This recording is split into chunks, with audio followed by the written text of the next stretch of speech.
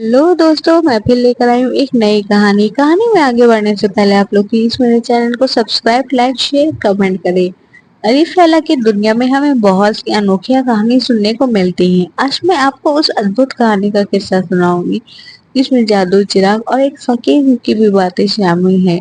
एक समय की बात है, बगदाद शहर में अलादीन नाम का एक गरीब लड़का रहता था।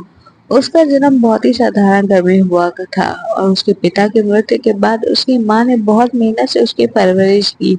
अलादीन अपनी माँ का इकलौता सहारा था। वह अपनी माँ के लिए हर संभव मेहनत करके उनके लिए रोटी का इंतजाम करता था।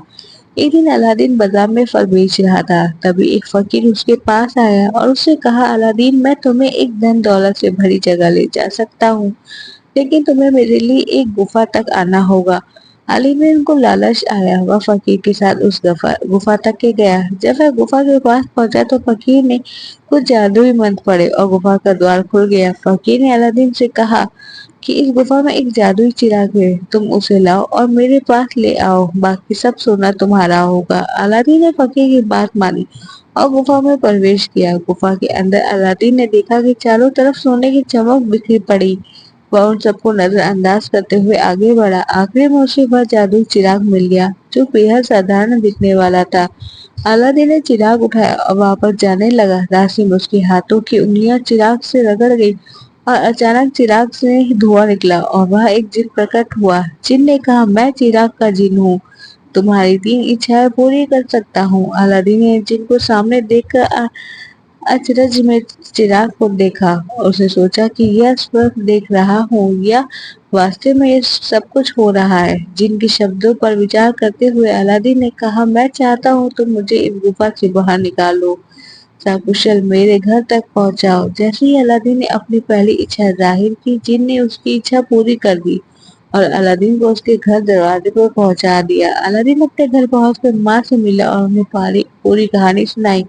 उसकी माँ चिराग को संजीवनी समझने लगी। अगले दिन अलादीन ने चिराग को पॉलिश किया और जिन पर प्रकट हुआ। अलादीन ने अपनी दूसरी इच्छा बताई कि मैं चाहता हूँ तुम मेरी माँ और मुझे एक ऐसा महल दो जो इस दुनिया का सबसे भव्य हो। जिन ने फिर उसकी इच्छा पूरी की और एक शानदार महल उपस्थित कर दिया।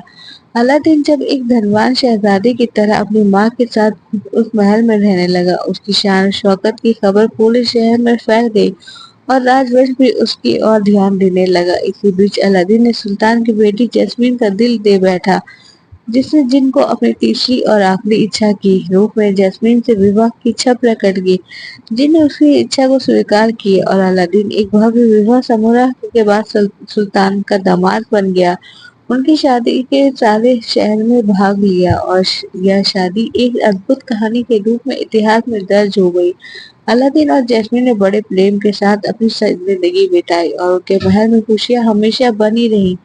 लेकिन यह कहानी यहाँ खत्म नहीं होती, क्योंकि फकीर की बुरी नीयत अभी भी अलादीन के चिराग के पीछे थी। वह जीवन भर उस चिराग को पाने की कोशिश में लगा रहा। क्या अलादीन और उसकी खुशियां सुरक्षित रहेंगी? क्या फकीर उस जादुई चिराग को मालिक बन पाएगा? ये अलादीन की अच्छाई की जीत होगी या एक और किस्सा है जिसकी चर्चा हम किसी और दिन करेंगे। अलादीन की अनोखी दास्तां आज भी बगदाद की गलियों में कही जाती है, क्योंकि वह सिखाती है कि जीवन में साहस और अच्छाइयों के साथ हर मुश्किल को पार किया जा सकता है। Thank you for watching.